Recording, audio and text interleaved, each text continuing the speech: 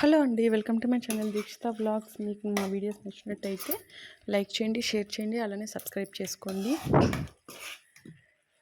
మీరు ఎప్పుడైనా బీరకాయ కర్రీలో పాలు వేసి వండారా? ఒక్కసారి ట్రై చేయండి, ఎంత కమ్మగా ఉంటుందో. చిన్నపిల్లలు కూడా బాగా ఇష్టంగా తింటారు. మా పాపకు కూడా పెట్టాను, ఫస్ట్ టైం ట్రై చేశాను నేను కూడా. చాలా టేస్టీ వచ్చింది.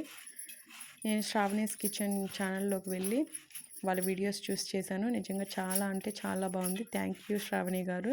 మీ వీడియోస్ వల్ల నేను చాలా వంటలు అనేది నేర్చుకున్నాను. నిజంగా చాలా టేస్టీ ఉంటుంది. ఒక్కసారైనా ట్రై చేయండి మీరు. ఇంట్లో బీరకాయలు వేస్ట్గా పడేయద్దండి. బీరకాయలతో ఎన్నో కూరలు కూడా వండుకోవచ్చు. ఫస్ట్ ఇంకా వీడియోలోకి వెళ్ళిపోదామా. ఫస్ట్ నేనైతే బీరకాయలని చిన్న పీసెస్గా అనేవి కట్ చేసి పెట్టుకున్నాను. ఇలా అన్ని బీరకాయలన్నిటిని కట్ చేసి పెట్టుకునేసాను. కట్ చేసి పెట్టుకున్న తర్వాత ఒక చిన్న మీడియం సైజ్ ఆనియన్ కూడా తీసుకున్నాను. చిన్న మీడియం సైజ్ ఆనియన్, అలానే 2-3 పచ్చిమిరపకాయలు, కొంచెం కరివేపాకు, 4 వెల్లుల్లి రెబ్బలు కచ్చాపచ్చాగా దంచి వేసుకున్నాను. ఫస్ట్ ఒక ప్యాన్ పెట్టుకొని ఆయిల్ వేసుకున్నాను. ఒక 3-4 టేబుల్ స్పూన్ల ఆయిల్ వేసుకున్నాక మనం పోపు దినుసులు ఉంటాయి కదా, ఆవాలు, జీలకర్ర, అవన్నీ కొంచెం ఒక 1/2 టేబుల్ స్పూన్ దాకా వేసుకున్నాను. వేసుకున్న తర్వాత అవి బాగా చిటపటలాడినాక మనం కట్ చేసి పెట్టుకున్న ఆనియన్స్, అలానే పచ్చిమిరపకాయలు, కరివేపాకు అవి వేసుకొని కొంచెం కలర్ చేంజ్ అయ్యేంత వరకు, ఆనియన్స్ వేగేంత వరకు వేయించుకోవాలి. ఆనియన్స్ మీకు త్వరగా వేగాలంటే కొంచెం లైట్గా సాల్ట్ యాడ్ చేసుకోండి. సాల్ట్ యాడ్ చేసుకోవడం వల్ల ఆనియన్స్ అనేవి బాగా ఫ్రై అవుతాయి. నిజం చాలా టేస్టీగా ఉంటుంది. నేను ఇంతవరకు ఎప్పుడు ట్రై చేయలేదు. ఫస్ట్ టైమే ట్రై చేశాను. నిజంగా చాలా అంటే చాలా బాగా వచ్చింది. ఇంకెప్పుడైనా బీరకాయలు తీస్తే ఇలానే పాలు వేసి వండేస్తానేమో, అంత టేస్టీగా ఉంది. మా చిన్న పాపకు కూడా బాగా పెట్టేశాను. నిజంగా బాగా ఇష్టంగా తినింది. అసలు కారమే లేదు, పాలు పోసాం కాబట్టి కమ్మగా ఉంది. ఇంకా కావాలనేసి మొత్తం తినింది. ఇంకా మనం ముందుగా కట్ చేసి పెట్టుకున్నాక బీరకాయలు ఉన్నాయి కదా, ఆ బీరకాయలు కూడా వేసేసి బాగా బీరకాయల్లోంచి వాటర్ అంతా వచ్చి ఇంకిపోయేంత వరకు బాగా వేయించుకోవాలి. వేయించుకున్న తర్వాత ఒక 5 మినిట్స్ అనేవి మీడియం ఫ్లేమ్లో పెట్టేసి ఇలా వాటర్ అంతా వేయించుకున్నాను. ఆయిల్లోనే బాగా ఫ్రై చేసుకోవాలి. బీరకాయలు 50% ఫ్రై అయితే సరిపోతుంది. ఆ వాటర్ అంతా వచ్చేసి దాంట్లో కొంచెం లైట్గా పసుపు అనేది యాడ్ చేసుకోవాలి. యాడ్ చేసుకున్న తర్వాత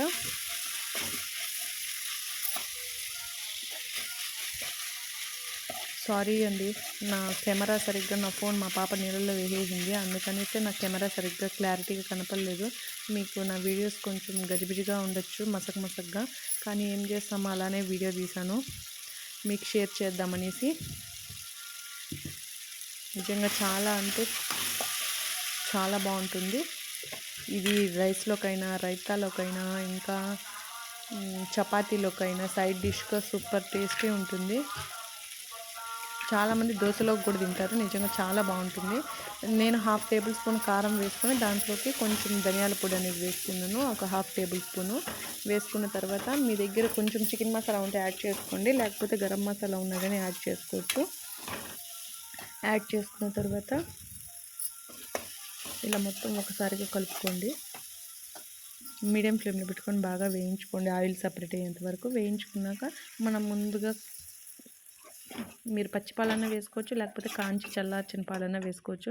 నేనైతే పొద్దున్న మా పిల్లలకు పాలు కాంచి చల్లార్చిన పాలు అనేది వడగట్టి వేసుకున్నాను, మేగడంతా ఉంటుంది కాబట్టి.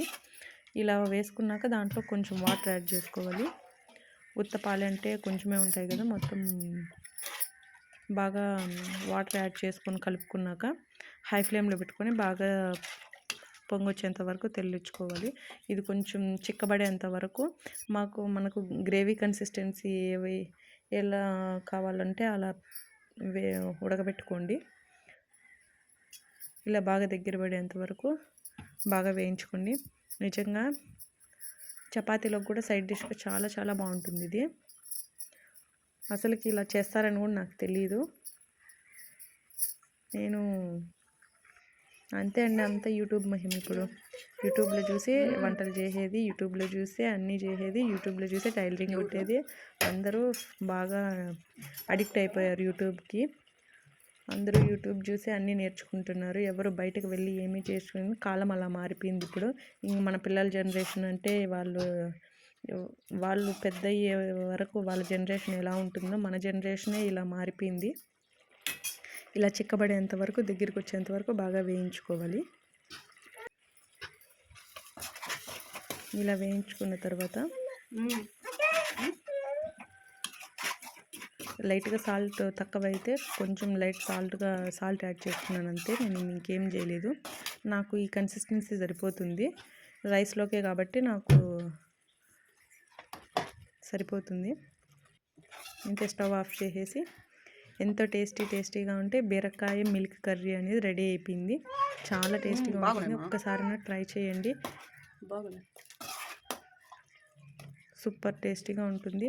ఖచ్చితంగా మిస్ అవ్వద్దు. నేను చెప్తున్నాను కదా. ఓకేనా? నా వీడియో నచ్చితే లైక్ చేయండి.